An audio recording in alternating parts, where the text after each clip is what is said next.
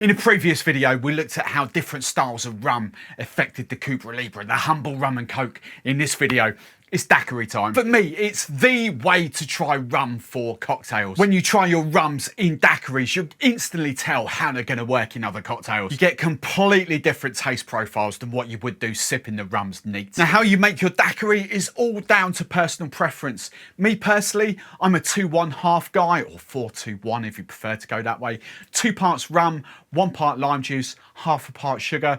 Some of you will be 2-1-1. Some of you will prefer 4-1-1. And then others, the hardcore, will prefer 8-2-1. There's no right or wrong, and don't let anyone tell you differently. Now in the UK, when it comes to blind tasting and awards and bartender judging, it's always these 3 brands that completely dominate. Mainly due to price. They are super easy to get hold of. Most wholesalers will carry them for pubs and bars. But when you taste them in a blind tasting in a daiquiri, they just work. So how do they compare for me? The Havana 3-year-old pretty much does exactly what you want it to. It's a really lovely, citrusy, refreshing daiquiri. It's not offensive. It's for the price of the bottle, for the ease to get in most supermarkets, it makes a stunning daiquiri. In a 2-1/2 or a 4-1-2, whatever you want to call it, it's perfectly balanced. You just get the rum, the lime, the citrus. It's exactly what you want a daiquiri to be. Now for me, this is the first time I've done this in quite a few years, a head-to-head daiquiri off. Really can't wait for this. The El Dorado 3-year-old. Again, if you go back to that the Cuba Libre video, I'm amazed at the coffee and chocolate notes that come off this. Again, beautifully balanced. For me, it's just the perfect ratio. But it's those, you do get a little hint of vanilla. But the big flavours for me, coffee, chocolate, it's a stunning daiquiri. But then when we come to the Plantation 3 stars, this is the rum that I use. I love it. It's well balanced. It's a slightly higher ABV.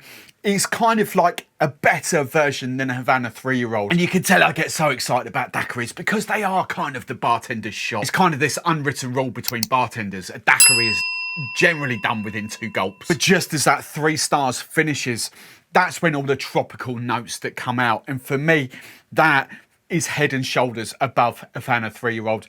It's simply the reason why they score very, very similar. It's that slightly more expensive. That's all, but all 3 of them, very different. So when it comes back to that question, does this type of rum really matter in cocktails? Just out of those 3 alone, yes. However, let's go down the daiquiri rabbit hole. How do other brands compare? So this was a test that I've been looking forward to doing ever since I thought of the idea. I've tasted those. Let's get on to the rest of the brands. The Bacardi. Do you know what? Without being snobbish, and this, I don't know why this doesn't get a higher score. The Bacardi for me is actually a pretty good daiquiri. Now look, it doesn't compete with Plantation 3 stars. You don't get the diversity of flavour profile from El Dorado 3-year-old.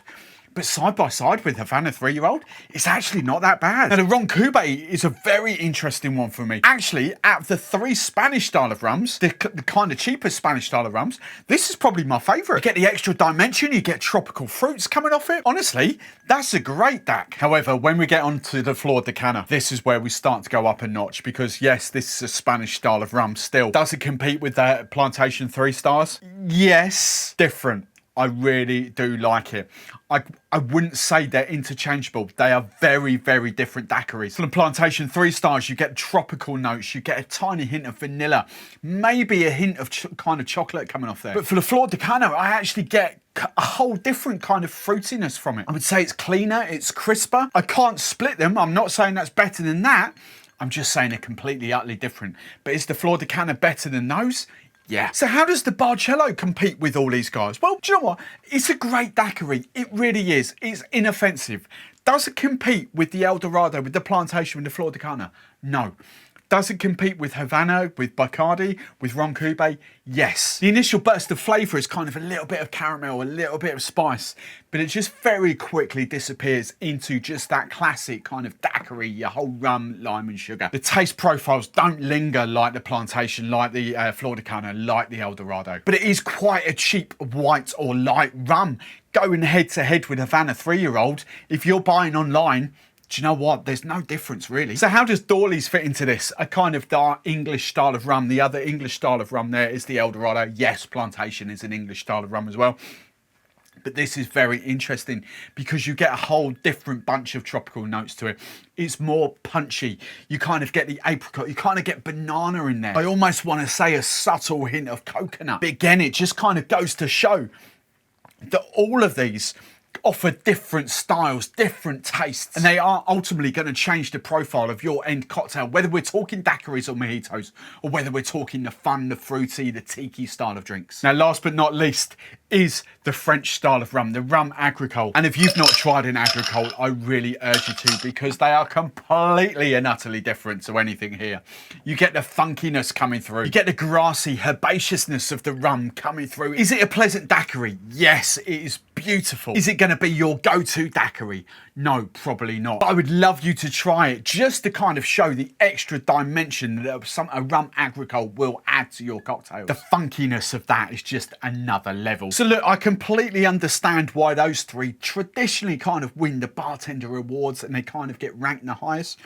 But seriously, do not discount Flor de Cana. And if you're just going for a daiquiri, don't discard the Bacardi either. However, what I will say about Bacardi, it's not really going to add anything to your cocktails. When you want different flavour profiles coming through your finished drink, especially tiki cocktails, Bacardi isn't even at the races. But for 12, 14 quid, you know, you can't go wrong with it. It does the job. But for cocktails, you are going to want something a bit better. Now, doing this head-to-head tasting with light rums, or white rums, whatever you want to call them, has really opened my eyes. In the next video, I'm going to open my eyes even more, because then I'm going to be tackling the aged and the golden rums.